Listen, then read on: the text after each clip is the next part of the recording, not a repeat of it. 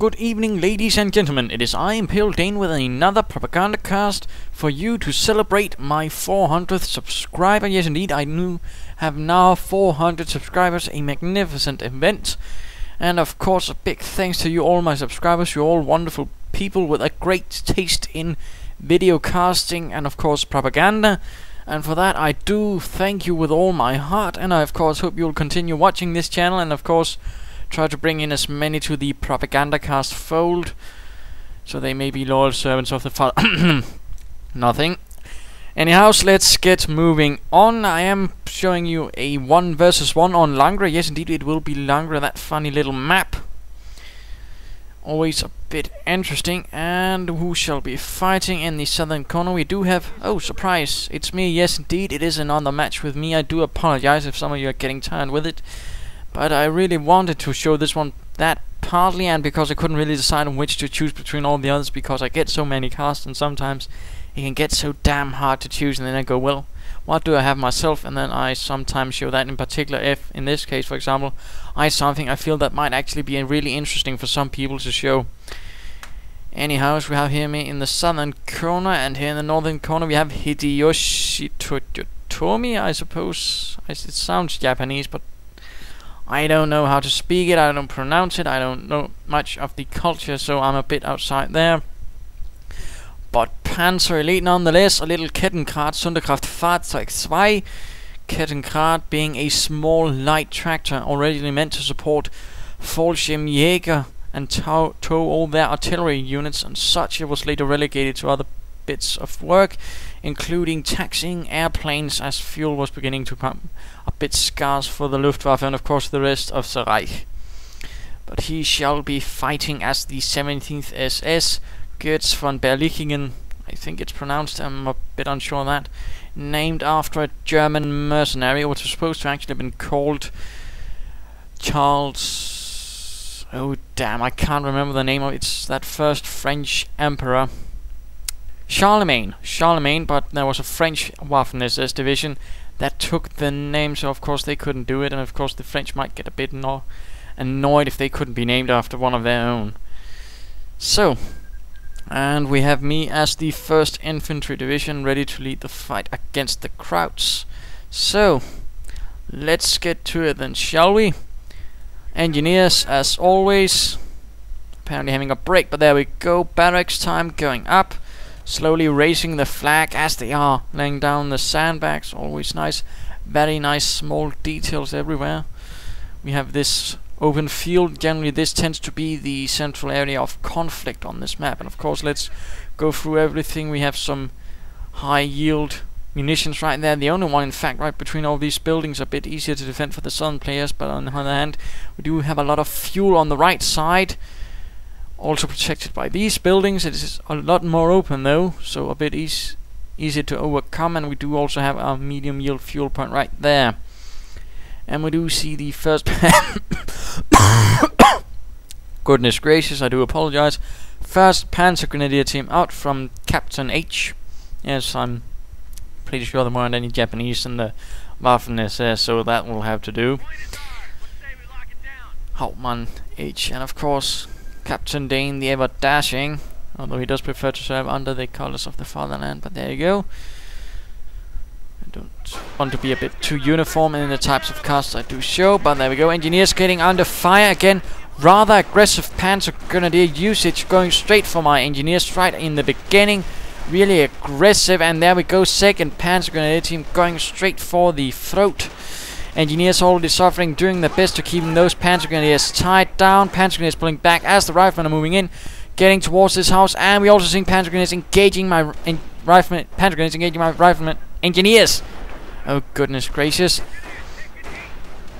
Which of course will force these engineers to retreat as well, leaving behind these one rifleman team to hold back 2 Panzer Grenadier teams, one in a building, while another rifleman team is on the way. Engineers in the meanwhile will also have to reinforce. 1 rifleman down already, charging these Panzer Grenadiers out in the open. How shall it go? They might have a small advantage if they can get close enough and fire away out those Panzer Grenadiers. 1 Panzer Grenadier down.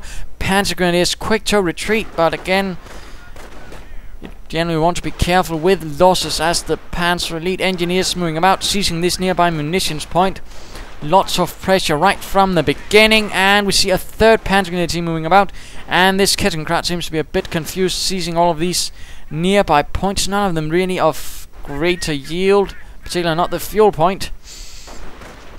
Second Panzergrenadier, still this one remains, but further right for now moving in. First team reinforcing, Hammer suffering quite a beating. Panzergrenadiers also again moving in, so again rather aggressive maneuvers. Lots of pressure right from the beginning. Riflemen moving in towards this building to try and do their best and force those Panzergrenadiers out before all is thrown back once more. And we see a fourth Panzergrenadier team on the way. One down right inside this building, and we'll force these Panzergrenadiers out while the third team is ready to move in again. Riflemen seeking cover in this building, and looks like this had a bit of indecision before retreating fully. And we do see continued aggression, really heavily aggressive, certainly fanatical, and certainly not bad off the Waffen SS, as they were certainly known for being quite eager, but then again they were also known for not being completely reckless. Well, not entirely. The third SS, Totenkopf, had a really nasty reputation for being effective, but also suffering high casualties, and also for being incredibly brutal. Riflemen suffering heavily. Team forced to retreat, leaving only behind another team, and we have a Jeep as a figure. I wanted a bit perhaps try this out, as I do find the Jeep can be helpful against Panzergrenadiers. Firing away, doing a bit of damage.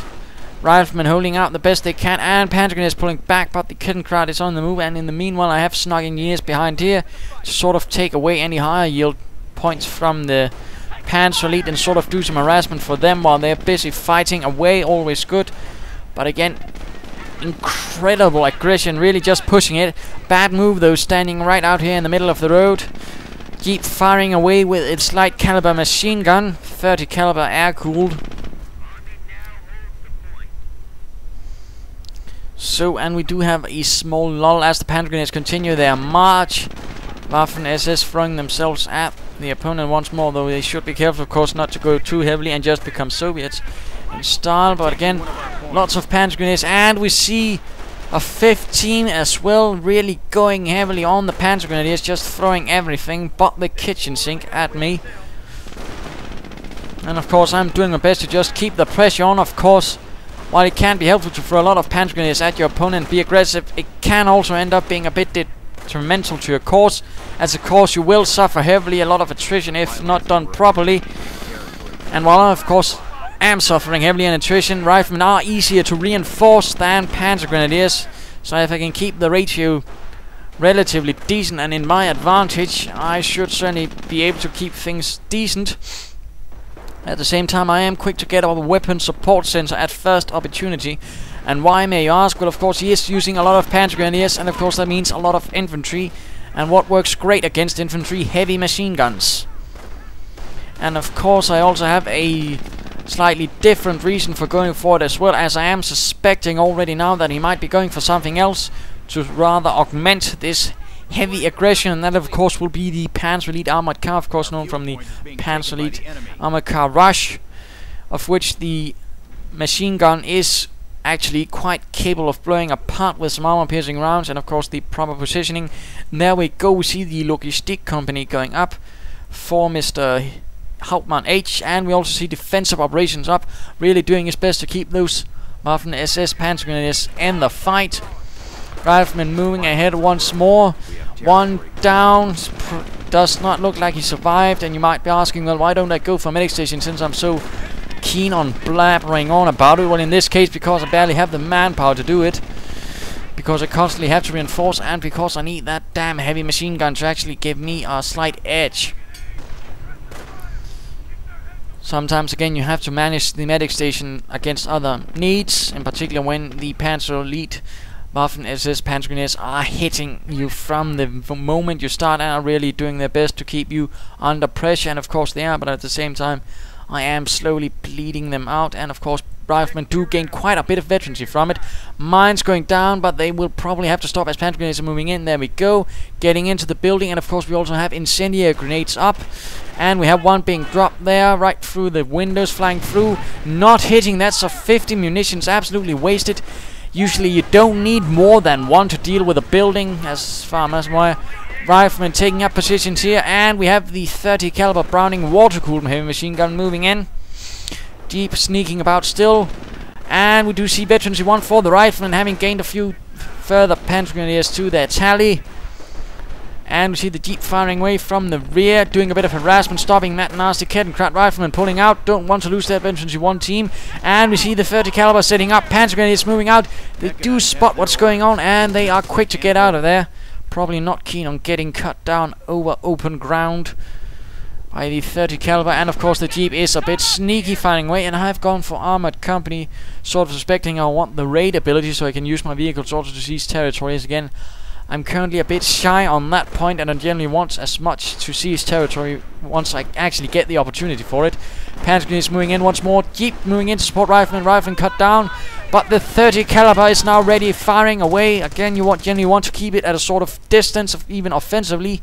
You don't want to have it right up in your opponent's face, as that generally gives him the most time to actually maneuver around it.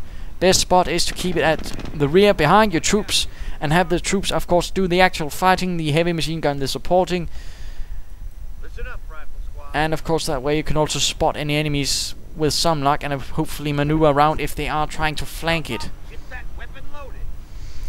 And heavy machine gun maneuvering forward to a slightly more advanced position. Panzergrenadiers moving forwards in larger numbers. Now assault rifles, STG-44 or MP-44s, generally depending on the time of the, I suppose, handing out, as they were unofficially known as the MP-44 before the Führer actually saw it and was completely overwhelmed by how impressive they were. Before that, he didn't really believe they were necessary, because all he thought his troops were needed was a rifle, since that had served him well during World War I. Which of course is a funny thing, that he was so absolutely